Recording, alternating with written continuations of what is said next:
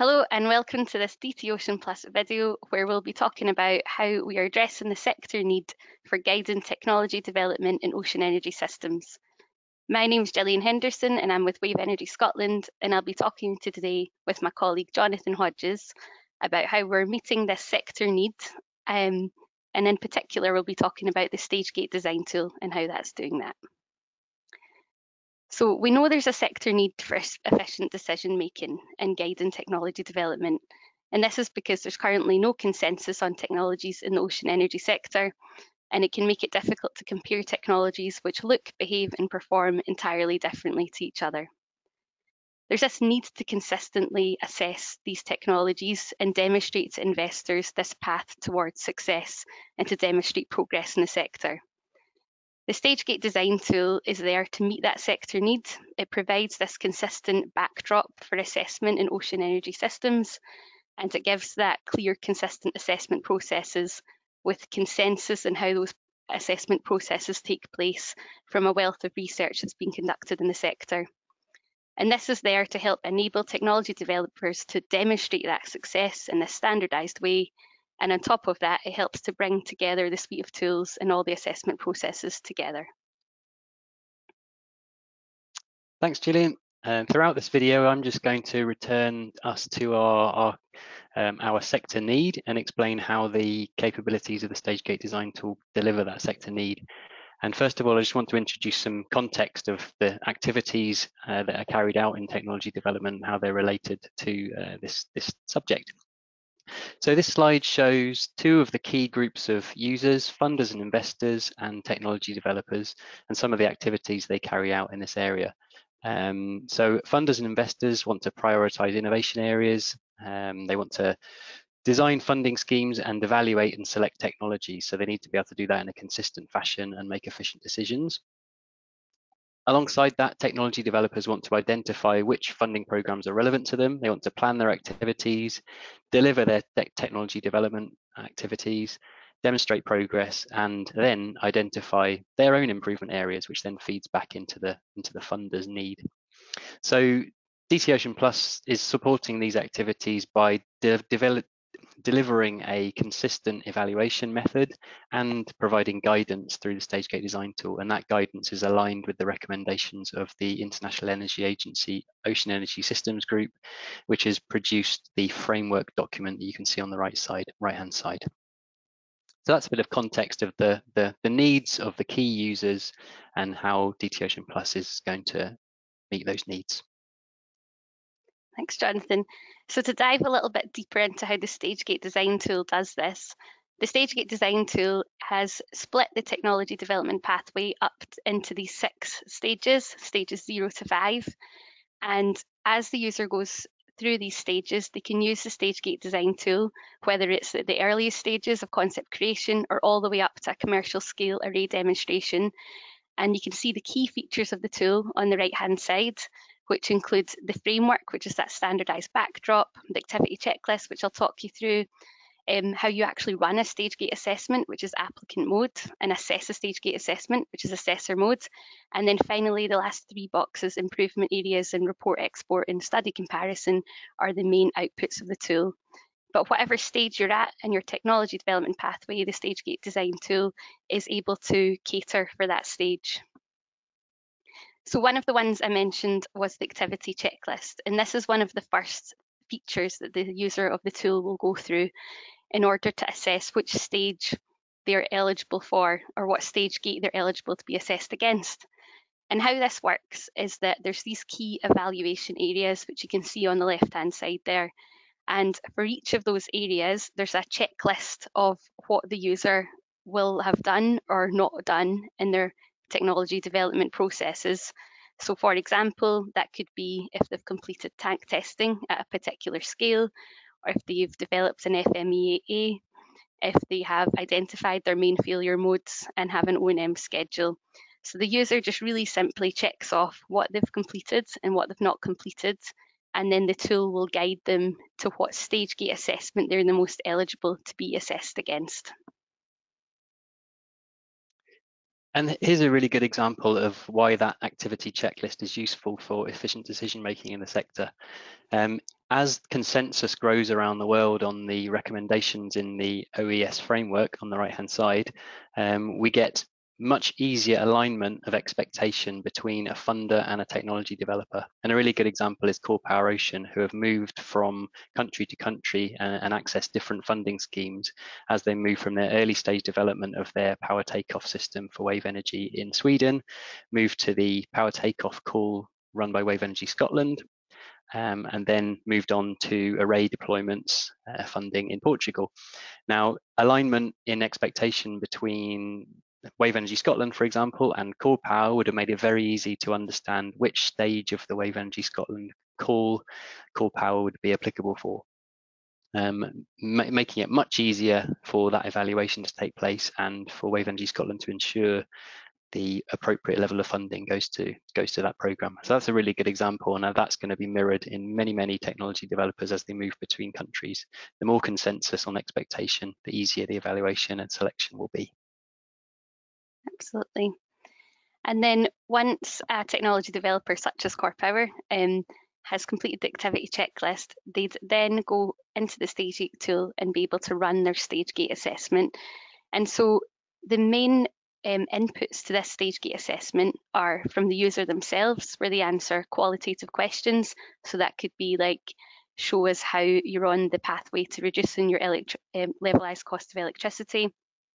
Or it could be quantitative questions. So that would be metrics, like what's your mean time to failure for your technology in hours.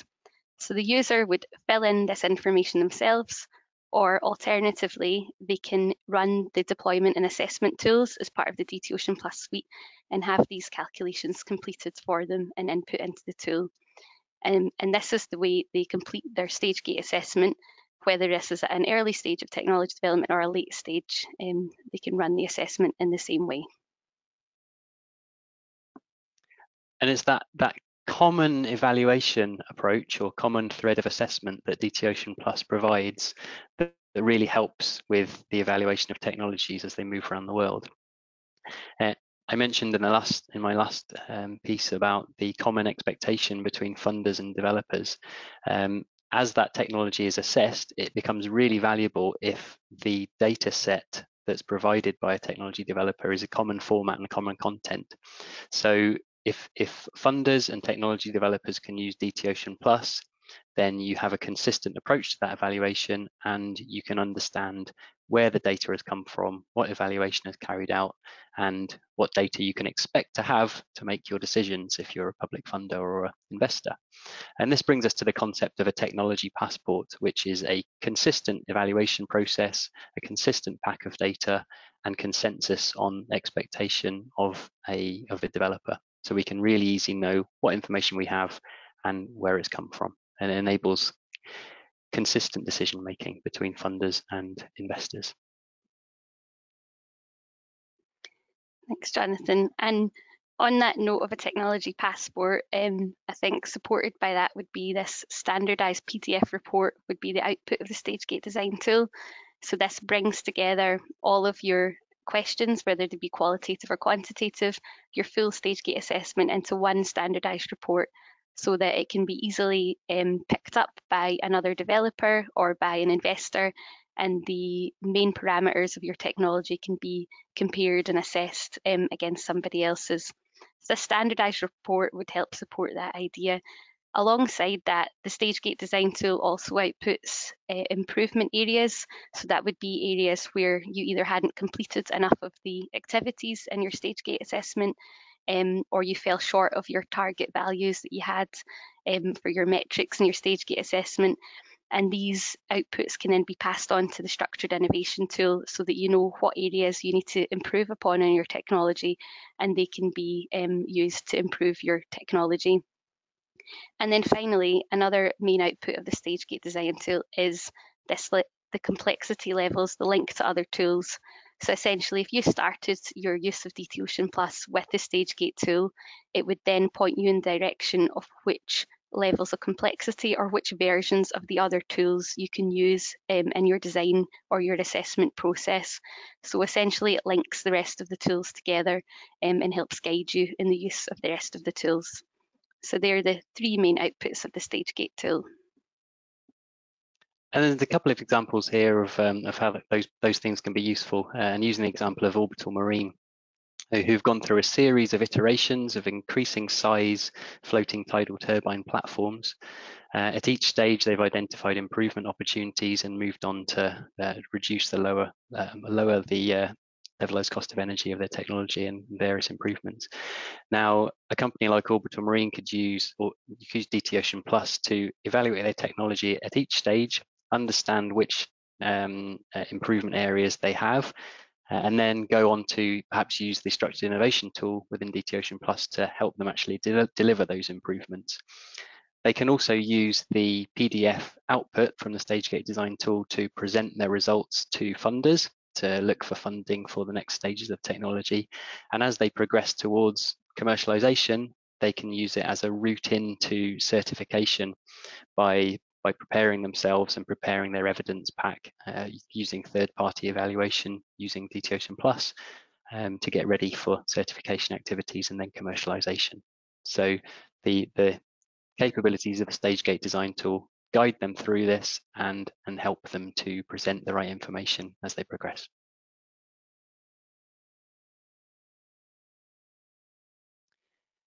Going back to my first slide, talking about this cycle of the context, we can see the actual uses of the Stagegate design tool. Jillian, if you could just move on the slide as I speak. First of all, an example we spoke about, which was Core Power looking to identify their funding schemes using the Stagegate activity checklist to identify their funding program, plan their activities within those funding programs, then achieve their funding and carry out their technology development process. Then companies like Orbital or Sobella developing their tidal turbine platforms. They develop their technology, they demonstrate progress, presenting it using the PDF output, and then they identify their improvement areas and look where they can find more improvements using the structured innovation tool. And that links us then back into the funders and investors. For example, the European Commission or Wave Energy Scotland, interacting with developers and research organizations, test sites, certifiers to identify the innovation areas which will help the sector and prioritize them. Then they'll be looking to design funding schemes to mirror and respond to those innovation areas, and then they're looking to evaluate and select technologies. And it's this point when the full Stagegate assessment using the deployment and assessment tools of DTOceanPlus helps to bring this all back together, helps to make a link between the funders and the technology developers to make efficient technology selection decisions to make sure that the most promising technologies, those with the highest chances of commercial success, are the ones that are selected for public funding and private investment in the future. And the overall purpose of this is that the Stagegate design tool provides that guidance, links in with the International Energy Agency Ocean Energy Systems Framework. It gives a consistent thread of evaluation. It helps efficient decision making, and it does that by providing common expectations between funders and technology developers. And it takes us through towards certification and commercialization with this concept of a technology passport, a common pack of data, a common process and path through the development process, and a common expectation. So that explains how there's a sector need for efficient decision making and how DTOceanPlus, in partnership with the framework from the IEA OES, helps us to deliver that. So thank you for your attention, and we'll speak to you soon. Bye-bye.